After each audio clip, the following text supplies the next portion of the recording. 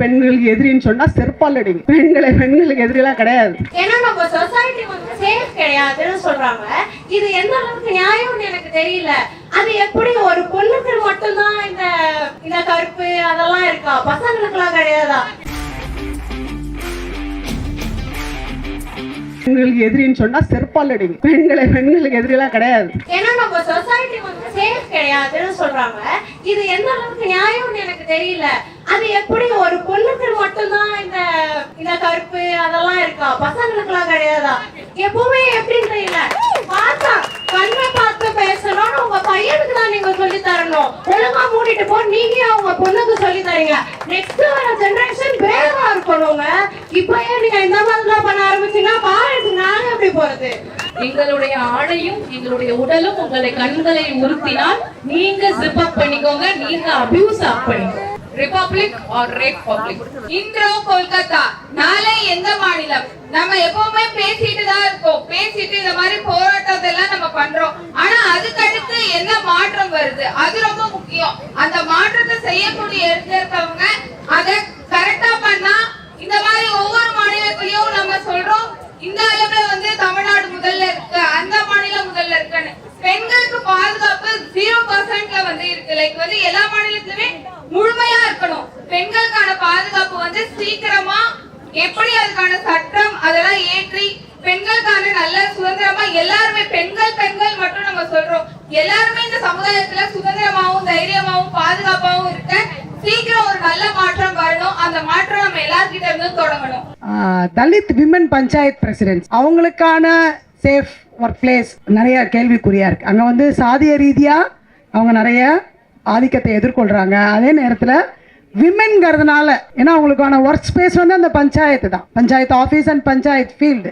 அது சேஃபாக இருக்கா விமெனுக்கு? ஸோ இப்போ இந்த இதுக்குள்ளே வந்து நிறைய ஸ்பெக்ட்ரம் நம்ம நிறையா தோழர் அவங்க பெண்ணுரிமை இயக்கத்துலேருந்து வந்து வேறு ஸ்பெக்ட்ரம் ஆஃப் விமெனை சொன்னாங்க. உப்பள தொழிலாளர்கள், அப்புறம் துப்புரவு தொழிலாளர்கள், அதை நம்ம பேசணும். வேறு செக்டர் பேசணும். ஸோ இது ஒரு செக்டர். இது வந்து இது நம்ம எப்படி சொல்கிறது, அன்ஆர்கனைஸ்டுன்னு சொல்லலாமா, ஆர்கனைஸ்டுக்குள்ளே வருமா, எப்படி வரும் இது? ஸோ அங்கே இருக்கிற விமனோட சேஃப் ஒர்க் பிளேஸை என்ஷூர் பண்ண வேண்டியதும் நம்ம அதான். இதுக்குள்ளே நம்ம வெவ்வேறு ஸ்பெக்ட்ரம் இருக்குன்றதுல அது ரொம்ப பெருகி இருக்கு எல்லா இடங்கள்லையும். எஸ் விமன், அதில் கிளாஸ், அது ஒரு காஸ்ட் வந்து கட்டாயமாக ஒரு மிகப்பெரிய ரோல் பிளே பண்றதை நம்ம பார்த்துட்டே இருக்கோம். சாதி ஆணவ படுகொலைலாம் என்ன சொல்றது, தினம் நடந்துகிட்டே இருக்குல்ல. ஸோ அதுவும் நம்ம பார்க்க வேண்டியிருக்கு. நான் ஒரு அரசு வேலையில இருக்கிறதா நினைச்சுக்கிட்டு கற்பனையா. ஸோ மெடிக்கல் இன்சூரன்ஸ் இருக்கு. யாருக்கு நான் ஒரு ஆண் மெடிக்கல் இன்சூரன்ஸ் யாருக்கெல்லாம் கவர் ஆகும், பெண்ணுடைய மெடிக்கல் இன்சூரன்ஸ் யாருக்கெல்லாம் கவர் ஆகும்? ஆணுடைய மெடிக்கல் இன்சூரன்ஸ் தனக்கும் மனைவிக்கும் குழந்தைகளுக்கும் அப்பா அம்மாவுக்கும் கவர் ஆகும். பெண்ணினுடைய மெடிக்கல் இன்சூரன்ஸ் பெண்ணினுடைய அப்பா அம்மாவுக்கு கிடையாது. இது தேவையில்லையா? ஏன் ஆண்கள் மட்டும்தான் அவங்களுடைய அப்பா அம்மாவை பார்த்துக்க வேண்டிய கடமையில் இருக்காங்களா? பெண்களுக்கு அவங்களுடைய அப்பா அம்மாவை பார்த்துக்க வேண்டிய கடமை இல்லையா? இந்த மாதிரியான அடிப்படையான விஷயங்களை கெஞ்சி பெற வேண்டிய நிலையில இருக்கும்போது பேட்ரியார்கிக்கு கொண்டாட்டமா தானே இருக்கும், சந்தோஷமானதா இருக்கும். நம்ம இந்த பக்கம் டைவர்ட் ஆகி இந்த பக்கம் நம்ம போராடிட்டு இருக்கும்போது அந்த பக்கம் அவன் அப்படியே சுரண்டிக்கிட்டே இருப்பான் நம்மளுடைய உரிமையை, நம்மளுடைய சுதந்திரத்தை, எல்லாத்தையுமே. ஒண்ணு இந்த பெண்களுக்கு எதிரின்னு சொன்னா செருப்பால் அடிங்க. பெண்களுக்கு எதிரிலாம் கிடையாது. அதிகாரத்துக்கு அனைவரும் அடிமை. அதுல ஆண்கள் கிட்ட அதிகாரம் இருக்கிறதுனால, ஆண்கள் கட்டமைச்சு வச்சிருக்கிற சமுதாயத்துக்கிட்ட அதிகாரம் இருக்கிறதுனால அந்த அதிகாரத்தை அண்டி பிழைக்க வேண்டிய நிலை ஆண்களுக்கும் இருக்கு, பெண்களுக்கும் இருக்கு. ஆனா பெண்ணாக நம் பெண்களுக்கு தொடர்ச்சியாக அது மட்டும்தான். ஆண்களுக்கு எதிரி அது வேற ஒரு கான்செப்ட். என்னதுங்க, 70களை 80களையும் பிறந்த பெண்களுடைய அப்பாக்கள் வந்து ஏன் பெண்ணுரிமையை பத்தி பேசினாங்க, மனைவிகளை சும்மா இருன்னு சொல்லிட்டு பெண் குழந்தைகளுக்கு ஏன் உரிமை கொடுத்தாங்கன்னு யோசிச்சு பார்த்தீங்களா? ஏன்னா ஆம்பளை புள்ள பிறந்து அவனை வளர்த்து ஆளாக்கி பெருமைப்படுற அளவுக்கு மல்டிபிள் கல்யாணங்களும் 2க்கும் மேற்பட்ட குழந்தைகளும் பெத்துக்க வக்கல்ல. சட்டம் விடாது, பொருளாதாரம் விடாது. அப்போ பிறந்த பொம்பளை பிள்ளையை தான் வாரிசு அனௌன்ஸ் பண்ணணும், அந்த பிள்ளையை தான் முன்னேற்றி விடணும். அதனால பட்டங்கள் ஆள்வதும் சட்டங்கள் செய்வதும் பாலியல் பெண்கள் மனப்பாடம் பண்ணணும், மனப்பாட பாட்டை படிச்சு மனப்பாடம் பண்ணிட்டு மனைவிகளுக்கு சுதந்திரம் கொடுக்காம பெண்களுக்கு சுதந்திரம் கொடுத்தாங்க. இப்போ அந்த பெண்கள் தங்களுடைய பெண்களுக்கு ஆணுக்கு இணையான சுதந்திரம் தான் முழு சுதந்திரம். முழு சுதந்திரத்துக்கு குறைவாக கிடைக்கும் எதுவுமே முழுசு கிடையாது. முழு சுதந்திரத்துக்கு குறைவாக கிடைக்கும் எந்த சுதந்திரமே கிடையாது அப்படின்றத தங்களுடைய பெண்களுக்கு தொடர்ந்து சொல்லிக்கிட்டு இருக்கோம். அது ஆண்களுக்கு பயமா இருக்கு. அதுதான் இந்த பிரச்சனைகள் அதிகமா இருக்கு காரணம். நன்றி. பெண் வந்து இன்னும் அடிமைத்தனம்லாம் இருந்தாலுமே வந்து இது போக பொருள்ன்றது வந்து ஒரு தனியா ரொம்ப மனவேதனையான ஒரு விஷயமா இருக்குது. சின்ன குழந்தைங்க 3 வயசு இருந்தாலும் சரி 30 வயசு இருந்தாலும் சரி அந்த பொண்ணுக்கு எல்லா பெண்களுக்குமே ஒரே நிலைமையா அந்த பெண்களுடைய ஆண்களுடைய கண்ணோட்டம் வந்து ஒரே மாதிரி இருக்குன்றது மனவேதனையான விஷயமா இருக்கு. Thank you ma'am. சிப்ளிங்ஸே நம்பி நம்மளுக்கு ஏதாவது நடந்ததுன்னா சொல்ல முடியறதில்ல. ஏன்னா ஃபஸ்ட்டு நம்மளை ஜட்ஜ் பண்ணுறவங்க அவங்கள தான் இருப்பாங்க. Mostly they will not trust us. So அந்த கான்ஃப்ளிக்ட் உடனே வந்துடும். இது எப்போ வந்த ஐ திங்க் ரொம்ப கான்ஃப்ளிக்ட் என்னவா இருந்துச்சு? What was the conflict? Right from the school days. அங்கே ஏதாவது ப்ராப்ளம் இருந்ததுன்னாக்க நம்ம வீட்டில் வந்து சொல்ல முடியாது. அப்போ ஸ்கூல் போகாத, வீட்டில் இரு, காலேஜ் போகாத. எந்த கான்ஃப்ளிக்ட் எந்த மாதிரியான சிச்சுவேஷன்ங்கிற ஸ்பெசிஃபிக்கா உங்களுக்கு ஷேர் பண்ண விருப்பம் இருக்கா? யா வை நாட். ஸோ இப்போ காலேஜ் போகணும் அப்படின்னா அண்ணா யூனிவர்சிட்டிலேருந்து நமக்கு கால் ஃபார் வரும்போது வீட்டில் கேட்குறேன். ஸோ அவங்க சொல்கிறாங்க இல்லை மென்னெல்லாம் நிறைய பேர் வருவாங்க, லவ் பண்ணுறேன்னு சொல்லிட்டு டிஸ்டர்ப் பண்ணுவாங்க. உங்க கான்ஃப்ளிக்ட் என்னவா இருந்துச்சு? என்னோட கான்ஃப்ளிக்ட் அதுவும் தான். போக முடியாதுல்ல, ஒன்றும் பண்ண முடியாது. போகலாமா வேண்டாமா? போகலாமா வேண்டாமா இல்லை, போகவே முடியாது. அவங்கள மீறி ஒன்றும் பண்ண முடியாது. அன்னைக்கு I was not an adult, எனக்கு அவ்வளோ கான்ஷியஸ் கிடையாது. ஸோ அவ்வளோதான். ஸோ ஏதாவது கான்ஃப்ளிக்ட் திஸ் ஆர் தட்ங்கிற மாதிரி ஏதாவது? ஆமாம், போகலாமா வேண்டாமா அப்படின்னு டிசைட் பண்ணும்போது அந்த அந்த முடிவை தான் நம்ம எடுக்க வேண்டியிருக்கு. ரொம்ப இட்ஸ் வெரி அன்ஃபார்ச்சுனேட். போகலாங்கிற போது உங்களுக்கு அது ரொம்ப பிடிச்சிருக்கு, அதனால போகலாம். ஆமாம், போய் தான் அதுதான் என்னோட ட்ரீம். Okay, dream. பட் போக முடியாததுக்கு காரணம் வீடு. தேங்க்யூ. கிட்ட ஒரு அவுட் சைடர் கிட்ட ஃபர்ஸ்ட் டைம் நம்ம ஏதாவது ஒன்று சொல்கிறோம், சார் நீங்கள் இப்படி பண்ணுறீங்க, இது வந்து இந்த மாதிரி பண்ணுங்க, நான் ஒரு சஜஷன் கொடுக்குறேன் அப்படின்னா nobody will accept. Because coming from a woman nobody is ready to take. So நம்ம வந்து அதை ஆர்கியூ பண்ணக்கூடாது. அவங்களுக்கு எப்படி பொலைட்டாக கன்வே பண்ணுமோ we have to modify our argument for their சொல்லணும்னு உங்களுக்கு ஒரு சான்ஸ் கொடுத்தா எப்படி பிளண்டா சொல்லணும்னு இருக்கிறத கூட நம்ம ரொம்ப சாஃப்டன் பண்ணி எவ்வளோ முடியுமோ அவ்வளோ கம்மியா நம்ம வந்து ஆர்கியூ பண்ணோம். அவங்க கிட்ட ஒரு ஆர்கியூமெண்டாவே இருக்கக்கூடாது. ஒரு சஜஷன் கொடுக்கும்போது கூட பொலைட்டா கொடுக்கணும். ஹெல்ப் கேட்டா தான் எல்லாருக்கும் பிடிக்கும். We are not supposed to make it as an argument or a suggestion or any change will not be accepted coming from a woman. Okay, so நீங்கள் ஒரு சேஞ்ச் டிஸ்கஷன் பண்ணும்போதோ நீங்கள் வந்து பொலைட்டாக தான் வெளியே சொல்கிறீங்க, ஆனால் உங்களுக்கு ஒரு சான்ஸ் கொடுத்து I will be blunt. You will be blunt. Okay. யோ அறிவில படிச்சு தானே இருக்க, உனக்கு சொல்றது புரியாதா? நான் உனக்கு எவ்வளவு கொஞ்சம் சொல்லிட்டு இருப்பாங்களா? நீ பண்றது தப்புன்னு ஊருக்கே தெரியுது. சூப்பரா பண்றீங்க. நான் பொண்ணுனா நான் சார் ஒண்ணும் இல்ல சார், சொல்லுவாங்க பண்றீங்க. அறிவிலையா நீங்க பண்றதே கரெக்ட். அதான் சார் சூப்பர் சூப்பர் சார். நானும் மனுஷியா இல்லையா? சார் சூப்பரா சார், சூப்பரா பண்றீங்க. சூப்பரா பண்றீங்க சார். யோ இந்த நீங்க பண்றதே கரெக்ட். அடக்கிக் கொள்ள முடியாது, அதற்காக வடிகாலா தான் இப்படிலாம் பயன்படுத்திட்டு இருக்கோன்னு. ஆனால் நேற்றைய நியூஸ் வந்து 6 வயது சிறுமி பிறப்புறுப்பு கிழிந்த நிலையில் மருத்துவமனை கூட்டிகிட்டு போயிருக்காங்க. அது கிழியப்பட்ட சூழல் எப்படி உருவாயிருக்குன்னா பிறப்பித்தவனாலே உருவாயிருக்கு. ஒரு தந்தை பண்ணியிருக்காரு. இதுக்கு நம்ம எப்படி நம்ம இதை பற்றி நினைக்கும் போது உங்களுக்கு எப்படி இருக்கு? இந்த இந்த இந்த பூமி பெண்ணுக்கு பாதுகாப்பற்ற பூமியா அப்படிங்கிற ஒரு கேள்வியும் ரொம்ப கோபமாக தான் இருக்கு. ஸோ எல்லா வகையிலையுமே உயர்ந்த நிலையில் இருக்கக்கூடிய ஒரு பெண்ணை வந்து இதுக்காக மட்டுமே இப்படி பயன்படுத்துகிறாங்க அப்படிங்க ரொம்ப ரொம்ப கோபமாக இருக்குது. இதை அப்படி அடியோடு நம்ம மாற்றணும். இதுக்கான நம்மளுடைய போராட்டங்களும் முன்னெடுப்புகளும் எவ்வளோ தீவிரமாக நம்ம கொண்டு போகணும் அப்படிங்கிற ஒரு எண்ணத்தில் தான் இந்த இடத்துக்கு வந்து. Thank you ma'am, thank you. ஸோ இதை பற்றி நம்ம பேச வந்திருக்கோம். நேற்று ஈவினிங் கூட ஒரு இன்சிடென்ட் நடந்திருக்கு. அதை பற்றி நினைக்கும் போது ஒரு மாதிரி கோபமாக வருது. ஏன் இந்த மாதிரி நடக்குதுங்கிறது. தட் இஸ் பெண்ணுக்கு பாதுகாப்பே இல்லையா? பெண்ணுக்கு பாதுகாப்பே இல்லையா?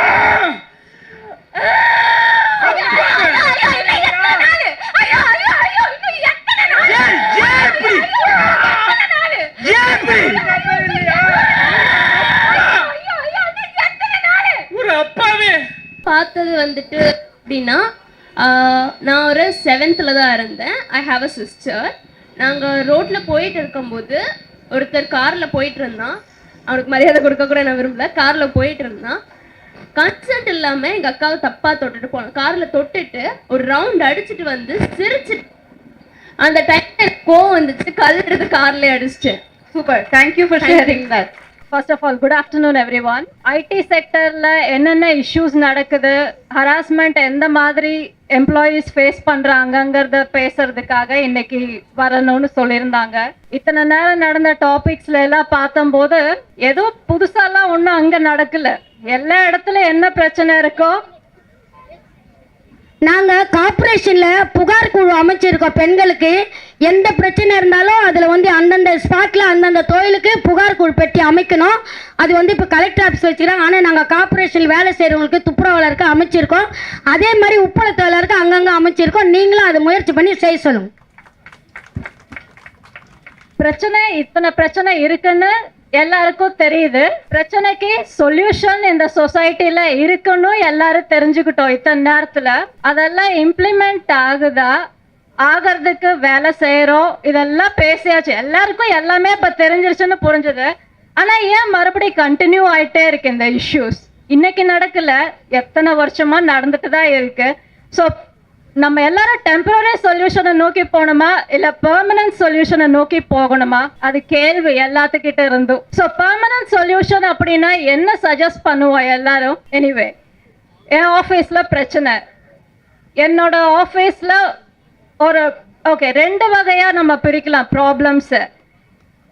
Collective bargain, individual bargain. எனக்கும் என் மேனேஜருக்கும் பிரச்சனை அப்படின்னா நான் 1-to-1 பேசி சால்வ் பண்ணுவேன். அந்த இடத்துல எனக்கு என்னால் முடியணும். அவரை ஓவர் கம் பண்ணி எந்த இஷ்யூஸாக இருந்தாலும் I have to face him. Collective பார்கெயினுங்கிறதுக்குள்ள வரும்போது வேர் வி கோ, என்னோட கொலீக்ஸை தேடுவேன், ரிலேட்டிவ்ஸை தேடுவேன், ஃப்ரெண்ட்ஸை தேடுவேன். எல்லாரும் எத்தனை பேர் இருப்போம். ஆனால் அத்தனை பேர்த்த எதிர்த்து நான் யாரை எதிர்க்கணும்? ஃபர்ஸ்ட் ஆஃப் ஆல் நான் ஒருத்தரை பாயிண்ட் பண்ணியோ இல்லை நம்ம ஒருத்தரை பாயிண்ட் பண்ணியோ இந்த இடத்துல பிரச்சனையில இல்லை. There is a system behind. அந்த சிஸ்டம் இப்படி இருக்கும்போது we need a collective bargain. So ஐடியில் ஒரு பிரச்சனை அப்படின்னு நான் எடுக்கிறேன் அப்படின்னா ஓவர் நைட்டாக டியூட்டி பார்க்குறோன்னு சொல்லுறோம். கரெக்டு தான், டியூட்டி பார்க்குறோம், விடிய விடிய வேலை பார்க்குறோம், விடிஞ்சதுக்கு அப்புறமும் வேலை பார்க்குறோம். இதுதான் ஐடி இண்டஸ்ட்ரியோட நிலைமை. அடுத்து சேஃப்டி கன்சர்ன்னு பார்த்தோம்னா ஐசிசி இருக்குன்னு பேசிட்டு இருந்தோம். ஐசிசி இருக்கு. இது வரைக்கும் ஒரு சர்வே எடுத்தோம் அப்படின்னா 2023 விட 2024 40% செக்ஷுவல் ஹராஸ்மெண்ட் இன்க்ரீஸ் ஆயிருக்கு ஐடி இண்டஸ்ட்ரியில அப்படிங்கிறது சர்வே. ஸோ இந்த அளவு போகுது அப்படின்னா what ICC doing? ICC committee இருக்கிறதே ஃபர்ஸ்ட் ஆஃப் ஆல் நிறைய பேருக்கு தெரியாது. அதை தெரிஞ்சாலும் கம்ப்ளைண்ட் கொடுக்க வர்ற தைரியம் இன்னும் மக்கள் கிட்ட அமைச்சிக்கல. பெரிய கம்பெனியில் லட்சமா சம்பளம் வாங்குறோம் அப்படியா இருந்தாலுமே தயக்கம் அப்படிங்கிறது, எல்லாரும் ஒரே சொசைட்டியில் தானே வாழ்கிறோம். அங்கே வேலை செஞ்சாலும் வீட்டை அந்த பில்டிங்கை விட்டு வெளியில் வந்தால் we all under the same sky. அந்த ரீசன் அப்போ where we need to go. ஒரு செக்ஷுவல் ஹராஸ்மெண்ட் கேஸ் வருது அப்படின்னா இந்த ஒரு நம்பர் எடுத்து பேசலாம். 1000 கேஸ் அப்படிங்கிறத இப்போ போன மந்த் ஒரு சர்வேல பார்த்தோம். அதில் ஒரு பர்சன் கேஸ் ஃபைல் பண்ணியிருக்காங்க 1000ல் 1. சரி, இதை கம்பெனியே சொல்லலாம், தப்பில்லை. எல்லாருக்கும் தெரிஞ்சது டிசிஎஸ், டாடா கன்சல்டன்சி சர்வீஸில் 5 வருஷமாக இந்த கேஸ் போயிட்டுருக்கு. இன்டர்னல் கமிட்டியில் ஷி ஃபைல்ட் அ கம்ப்ளைண்ட். அவங்க டெசிஷன் எடுத்துட்டு இன்னும் ongoing case. She still fighting. And அவங்க ஒருத்தர் மட்டும் ஃபைட் பண்ணுறாங்க அப்படிங்கிறதுக்கு பின்னாடி வி ஆல் சப்போர்ட்டிங். வி அப்படிங்கிறத எங்கிருந்து எடுப்போம்? அந்த ஒருத்தர் கேட்டால் பதில் கிடைக்காது. They need a union. நம்ம எல்லாரும் எத்தனை இண்டஸ்ட்ரியிலேருந்து வந்திருக்கோம். நான் ஐடி இண்டஸ்ட்ரி, ஹெல்த் இண்டஸ்ட்ரி பேசணும், வேற என்ன, நீங்கள் லாயர் கன்சர்ன்ஸ் வந்தீங்க. ஒவ்வொரு கன்சர்ன்லையும் கார்மெண்ட் இண்டஸ்ட்ரியிலேருந்து வந்தவங்க ஒருத்தவங்க பேசினாங்க. கம்ப்ளைண்ட் கொடுக்குறோம், எங்கள் இஷ்யூஸில் இது நடக்குது, கவர்மெண்ட் கிட்ட கொண்டு போய் இஷ்யூஸை சப்மிட் பண்ணோம். பண்ணதுக்கப்புறம் அது இம்ப்ளிமெண்ட் ஆகுமா ஆகாதா மறுபடியும் ப்ரொடெஸ்ட் பண்ணுவோம். இங்கே இருக்கிற ஒரு 100-200 பேர் மறுபடியும் பண்ணுவோம். இதே மாதிரி ஒரு இன்சிடென்ட் நடக்குது. இப்போ எல்லாரும் இங்கேருந்து போயிட்டு அடுத்து என்ன பண்ண போகிறோம்? We don't have an idea.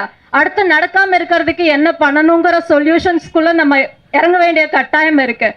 So solution அப்படின்னு பார்க்கும்போது எனக்கு என் ஆஃபீஸில் பிரச்சனை அப்படின்னா நான் ஒருத்தி கேட்டால் என்னை தூக்கி வீசுறதுக்கு 1 நிமிஷம் போகுது கம்பெனிக்கு. என்னோட வேலை செய்கிறவங்க 1000 பேர் இருந்தால் 1000 பேர்த்தோட சப்போர்ட்டும் வேணும். அப்போ நம்ம எல்லாரும் ஒர்க்கர்ஸ் அப்படிங்கிறத முதல்ல புரிஞ்சுட்டு support each every one offers in each individual concern அப்படிங்கிறத நம்ம முதல்ல எல்லாரும் உணரணும். இத்தனை நேரம் பேசினதுல எல்லாருக்கும் புரிஞ்சுது. ஆனால் இது எந்த அளவு ரீச் ஆகும், எந்த அளவு நம்ம அதை இம்ப்ளிமெண்ட் பண்ணுவோம் அப்படிங்கிறதுல கண்ணுக்கு முன்னாடி தெரியல. நம்ம யாருமே அதை இம்ப்ளிமெண்ட் பண்ணலை. ஈச் இண்டிவிஜுவல் ஒரு ஆஃபீஸில் இப்போ டிசிஎஸ்ஸே எடுத்து பேசலாம். அந்த ஒரு பொண்ணுக்கு நடந்தது ஒரு 10,000 பேர் சேர்ந்து கேட்டிருந்தா இந்நேரம் அந்த கேஸுக்கு சொல்யூஷன் கிடைச்சிருக்கும். 5 வருஷம் இழுத்துட்டு வராது ஒரு கேஸை. 10,000 பேர்த்து ஏன் கேள்வி கேட்கல? நம்ம எல்லாரும் சேர்ந்து கேள்வி கேட்குறோம். இந்த இடத்துல கேள்வி முடிச்சுட்டா அடுத்த ஒரு பிரச்சனை வரைக்கும் வெயிட் பண்ணிட்டு இருக்கிறதுக்கு ஏன் விடுறோம்? இன்னைக்கு நடக்கிறதுக்கு இன்னைக்கே சொல்யூஷன் கண்டுபிடிப்போம். எப்படி கண்டுபிடிப்போம்? Collective bargain. So let start from here. So and இண்டிவிஜுவலாக ஐடி செக்டர்லேருந்து பேசுறதுக்கு தான் எதுவும் இல்லை, சொல்லியாச்சு already. The same thing we all also facing. Only thing, இப்போ நான் இங்கிருந்து இந்த மீட்டிங் முடிச்சு கிளம்பி போயிட்டா ஐடி இண்டஸ்ட்ரீஸில் 11 லட்சம் பேர் இருக்கும். பிரச்சனைகள் புக்கு கணக்கில் இருக்கு. அந்த புக்கு கணக்காக இருக்கிற பிரச்சனையை சொல்யூஷன் தேடணும்னா அந்த 11 லட்சம் பேருக்கு 11 லட்சம் பேர் சேர்ந்து கேள்வி கேட்டால் கவர்மெண்ட் நோ சொல்லவே சொல்லாது. அதே மாதிரி we need every one, every செக்டரில் we need every one. Thank you.